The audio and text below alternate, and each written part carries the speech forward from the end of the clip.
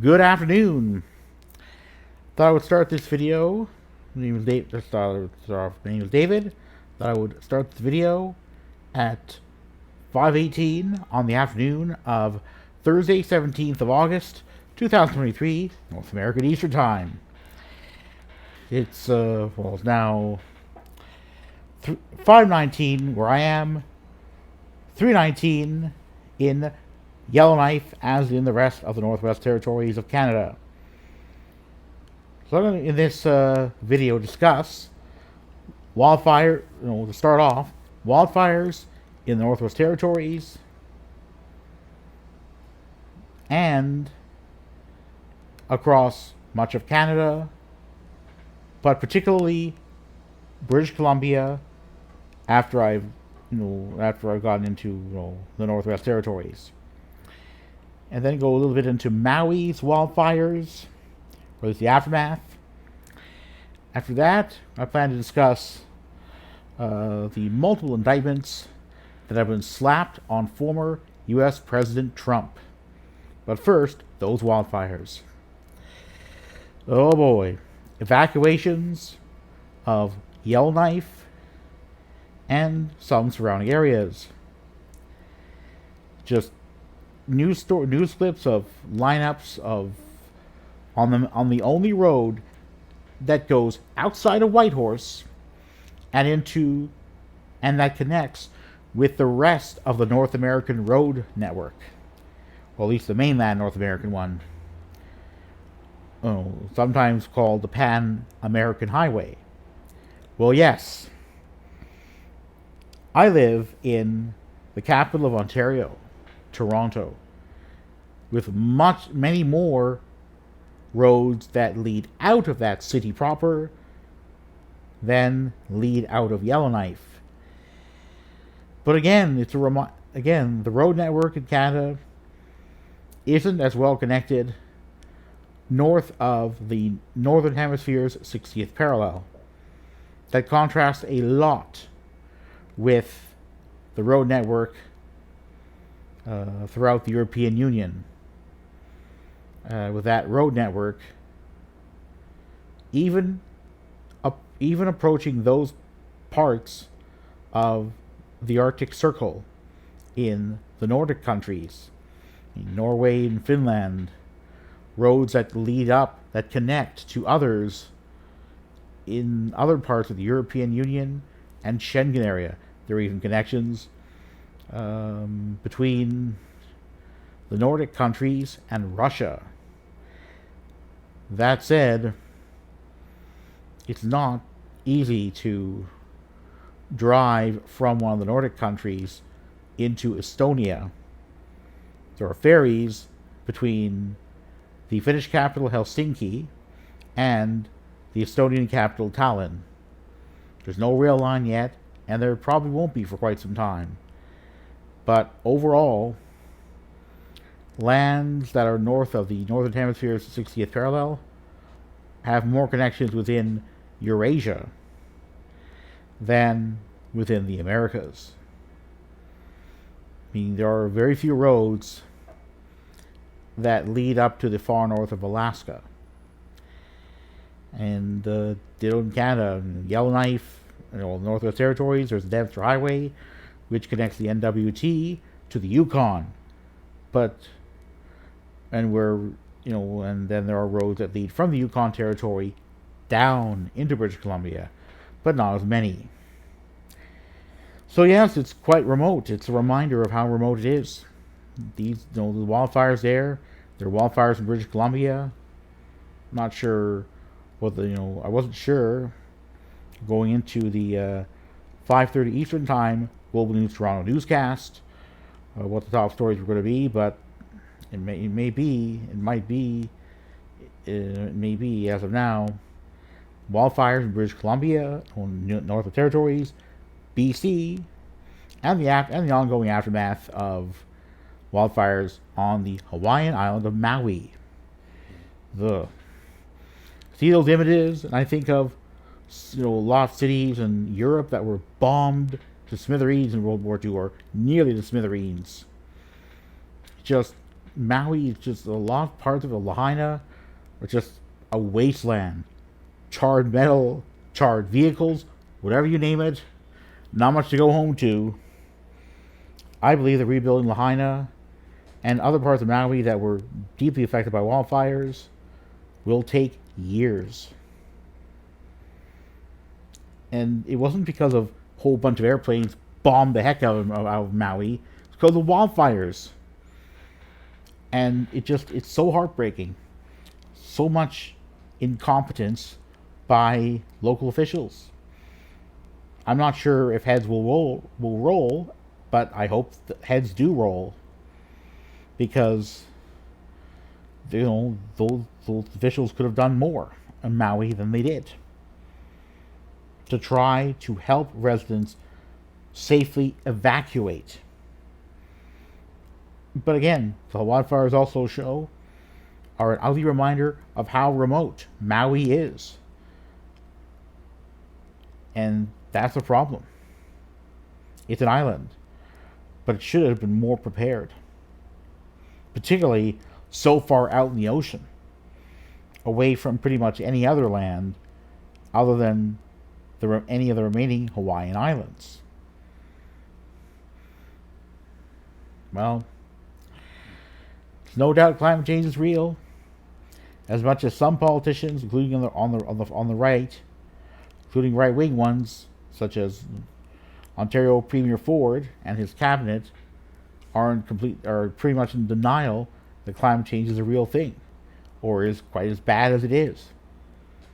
Will it take wildfires coming southern Ontario's way for the Ford government to put together a professional provincial province-wide firefighting force to deal with forest fires? I hope not.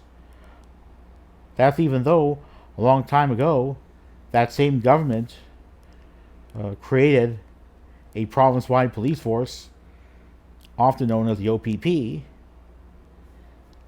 and in such province, that police force providing most, if all, policing in Caledon among municipalities within the Greater Toronto Area.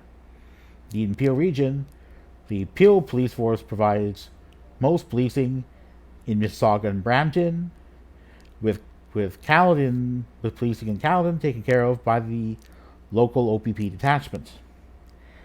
So it's going to be interesting to say the least about what happens with the wildfires. Now I'm going to go to lots of indictments against former POTUS Trump. Oh yes, trying to overturn the election. That's in British Columbia. Well, that's in District of Columbia. Federal charges. You also look at charges in Fulton County in northern Georgia. I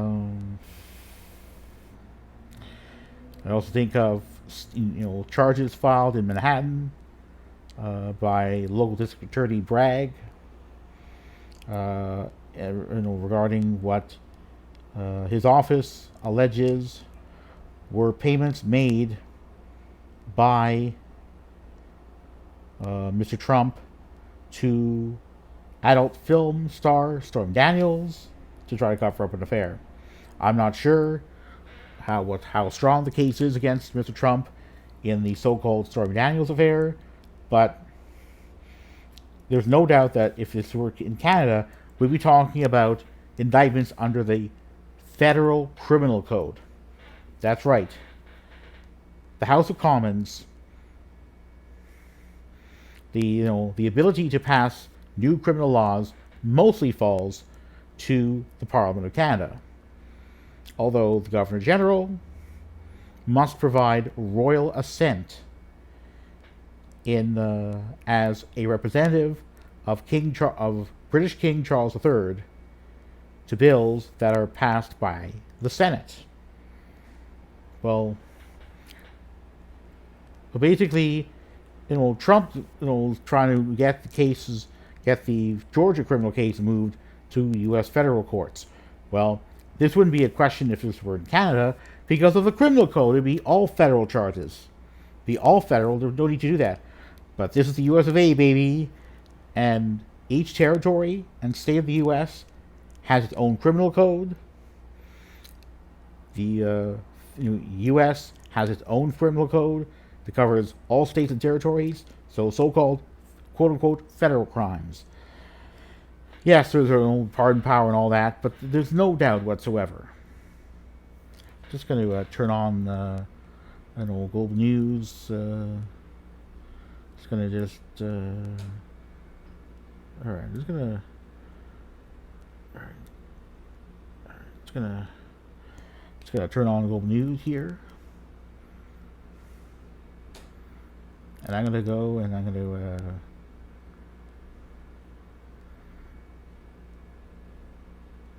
okay, so let's turn on Global News. After I've finished this video, I'm going to go there. I mean, there's not really a lot of new, there's nothing new that says that old Trump's going to go to jail. I mean, if there is, probably would have known about it by now. But yeah, social media, so all sorts of, claiming corruption, various judges, prosecuting attorneys, you name it. There's no doubt that that Mr. Trump has a lot to answer for. It'd just be a question, I believe, on how many counts he'll be convicted, and if Special Counsel Jack Smith of the U.S. Justice Department gets his own way, the trial in D.C. will start in January, and if that's the case, most likely, if, as I expect, Mr. Trump is convicted on at least one of the criminal counts,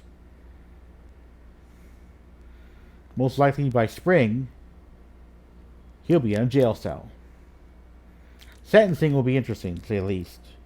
But again, there's going to have to be a lot of coordination among the judges to determine, to make sure as much as possible that Trump does not escape justice. If there's enough evidence, as I predict there will be, at least in the D.C. case, proof beyond a reasonable doubt, when there's also evidence that Mr. Trump stole classified documents from the White House but did not return them, despite having been required by law to do so as an ex-president. Well, I honestly don't know what will happen. But again, Mr. Trump's popularity seems to be quite high within the GOP, according to multiple polls. But whether he can expand his support for around the White House, should he win the GOP nomination of the 2024 candidate who gets to run for POTUS under that party's banner, is another story. There's also that there's no primary that's been held. And by the time primary season gets up and going, it may be that Trump will either be incarcerated or so busy going in and out of various courthouses that he won't get to campaign in those states, or he'll have to campaign from whatever state in which he's based. So yeah, this isn't one of my typical videos, but again, there's no doubt that, just to wrap things up, there's a report on Global News about a budgetary crisis at City Hall in Ontario's capital, Toronto. I'm going to get to that. I'm going to watch some of that news in a little bit. But as of now, Mr. Trump must be presumed innocent of any criminal conduct unless proof of his guilt beyond a reasonable doubt is presented.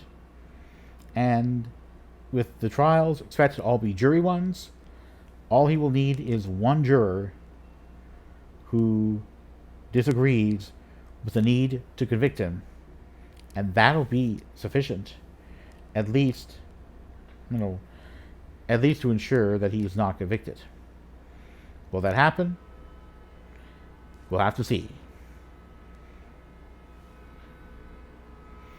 But in any case, I'm going to get going, and I'm going to conclude with my mention that I'll always presume that an election is free and fair if it takes place in certain Western countries such as Canada. And whether a preferred candidate of mine, whether a candidate of mine for whom I have voted has won an election or lost, I'll presume the counting is fair, barring strong evidence to the contrary. The most recent Toronto mayoral election featured my hope for Josh Matlow, a councillor representing the ward that I have long called home, to become mayor. Although he didn't win, he was right to concede his defeat at the hands of then soon-to-be Mayor Olivia Chow. I had concerns about Ms. Chow, but also hope that she would begin to work with City Council to tackle the many financial challenges. We'll have to see what happens, but there's no doubt there's a need to do so. And I wish her well as mayor. So, to end off this video, if you like the video, make sure to click the like button at the bottom of just a few centimeters or so below the video. If you want to subscribe to my channel, please feel free to do so. Do want to let you know, well, let y'all know that I try to put out videos at least every other week. And I hope everyone has a wonderful Thursday, a wonderful end of the week and weekend.